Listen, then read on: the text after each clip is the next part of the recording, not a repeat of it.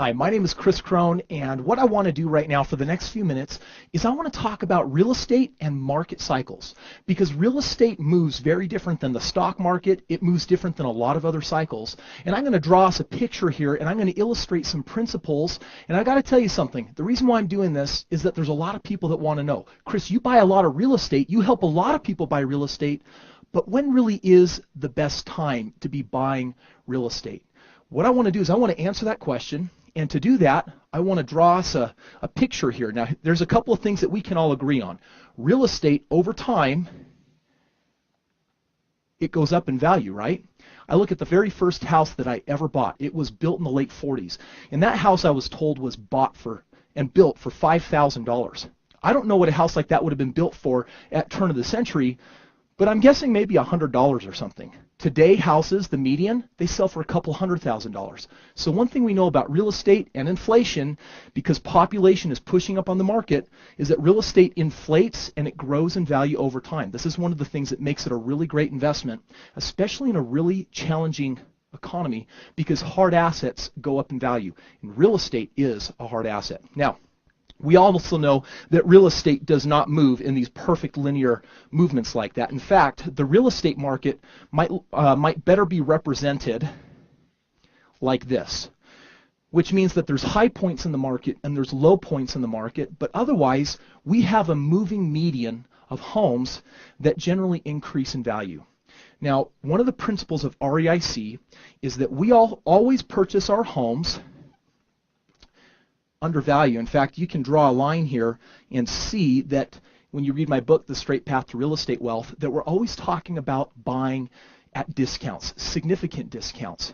I want to talk about this market, and the first concept that I want to introduce that you can do some research on is I want to talk about the K-wave cycle. I want to talk about the Kondratiev cycle. And what that cycle is that you research, and what it substantiates is that real estate moves in seasons. And just like there are 4 seasons, there are 4 seasons in real estate. And we can see these seasons right here. We've got winter, spring, summer, and fall. And if we actually look at an entire market cycle,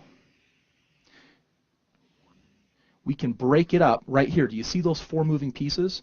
Now, the exciting thing about the way real estate moves versus the stock market is that it moves predictably. It moves with trends. And so one of the things that you'll find is that real estate doesn't move from spring to winter. What it does, and sometimes you have shorter seasons and sometimes you have longer seasons, but it generally always moves from winter to spring to summer to fall, and that cycle repeats itself. Now, right here we can see this is the low point in the market. We can also see that this is the high point in the market. And a lot of times people will say, well, Chris, as far as when the best time to invest in real estate is, that's always going to be at the low point, right? Because real estate will always move up. One of my principles in real estate investing is that if your strategy depends on market appreciation, then you have a flawed strategy. Why? Because it's not always going to work. You better be really good at reading the markets and the trends and the way real estate moves, because if you get it wrong and everything is based on appreciation, what happened 5 years ago? We're going to talk in a moment about investors. There are different types. There's expert investors, there's novice real estate investors, we've got skeptical investors, and we've got pessimists. We're going to talk about all 4 of those in a moment. But first, let's get back to one of the principles of Strongbrook REIC, which is a principle that comes directly from Warren Buffett. Now, Warren Buffett is a very successful businessman, and if you read his book, he talks about buying with margin, and he talks about basically getting a discount. In fact, the greater the discount, the greater margin of safety you've created. REIC is committed for its own portfolio and for its clients in buying real estate here. So if this is the market, which I'll just put that on here, then I'm going to label this one Strongbrook REIC, which is if we can create a margin, sometimes we buy homes at a 15 or a 20% discount, that represents a margin of safety that helps insulate us when the market is moving. Because have you ever heard the term real estate bubble? I'll show you exactly where that is. In fact, what does this look like to you? That looks like a bubble, doesn't it? What that means is that if this is the trailing and this is the moving median, then what we know about real estate is that sometimes the homes inflate over that median, and then they course correct down into the winter and the spring, and down here you have the trough, or you have the low point in the market. As far as when to be investing, if you're always purchasing real estate at a really great discount, then you create a really awesome margin of safety. That's one of the principles you need to adhere to as best as possible when investing in real estate. One of the other ways of creating safety in your real estate portfolio is understanding this principle. If we're buying significantly below the market, which you can see represented by this market line and this REIC line. And by the way, this drawing is for illustrative purposes. It's obviously grossly inaccurate. This is for the purpose of teaching principles. What you're going to see is this bubble represents what I call pseudo-equity or fake equity, because the market has to correct. It's not very real. Likewise, down here we have what I call unsubstantiated equity. Right now we're going into markets, and we call them our hot markets, and we're buying real estate significantly below the rebuild. But because the market is re-emerging and coming back, and because the value of a property is discerned by an appraisal, which talks about what things were selling for 6 or 12 months ago, what does that mean? That means that in a re-emerging market, we often can't substantiate the equity that actually exists in a property, and only time will tell. So, with all of those different factors, this is the last principle that I want to share with you. I want to talk about when people invest in real estate. And I'm going to ask you a question.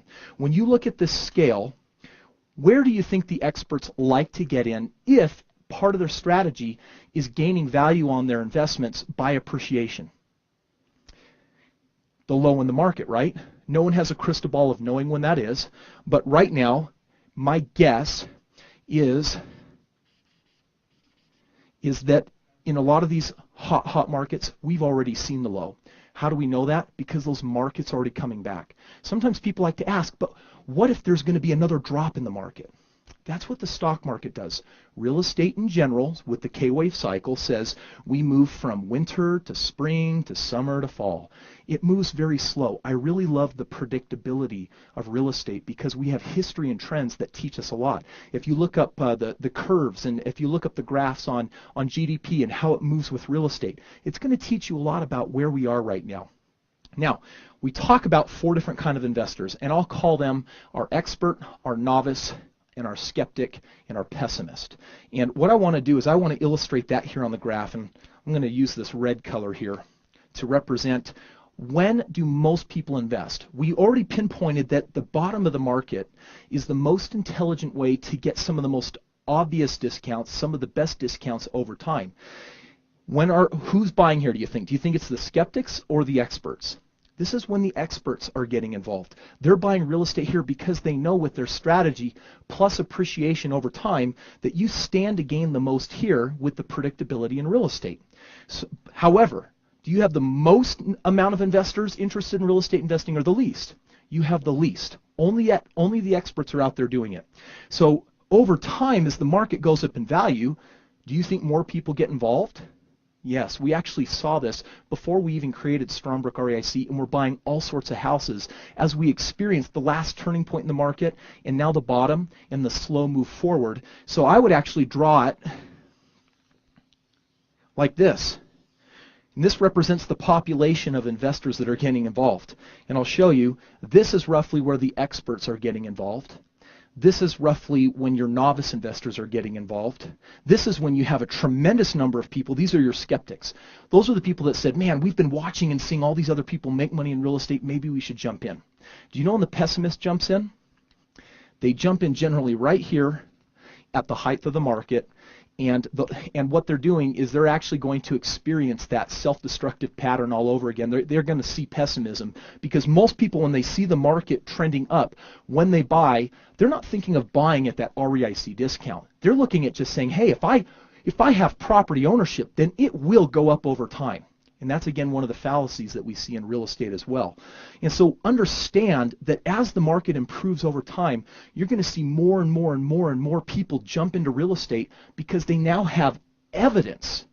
They now have evidence that the market is improving. But a creator, a conscious creator, a very intelligent person, someone that's sophisticated, someone that reads these trends and understands the way the market moves, they won't buy just because the market is going up in value. They're going to buy at that trailing discount in the very best markets.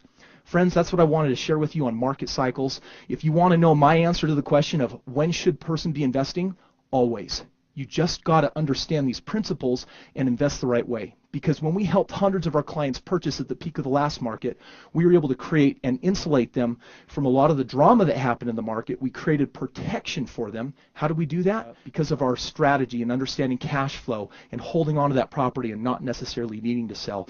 And what we're seeing right now, if you want to know especially when to be investing, right now, no matter where you want to argue where we're at, we're buying homes at tremendous discounts. We're buying them with tremendous cash flow. And my advice for anyone is to consider looking at real estate. Come to understand these trends, and if it makes sense, get involved. Thank you.